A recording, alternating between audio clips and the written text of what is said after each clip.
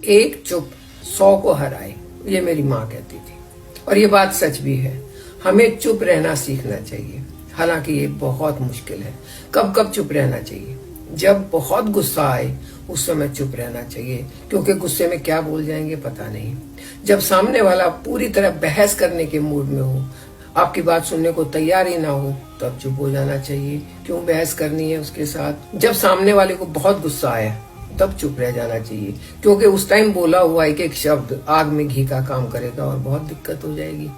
जिस चीज की पूरी नॉलेज ना हो और वहां पर बात चल रही है उसके बारे में, तो आपको नॉलेज नहीं है, उस टाइम पर बिल्कुल चुप हो जाना चाहिए। बेटर है कि आप कोई गलत बात ना बोले। और सबसे इम्पोर्टेंट, जब सामने वाला आपके सामने किसी की बुराई कर रहा है तब तो बिल्कुल चुप हो जाना चाहिए। बिल्कुल चुप होकर सिर्फ सुनना चाहिए और फिर निकल जाना चाहिए।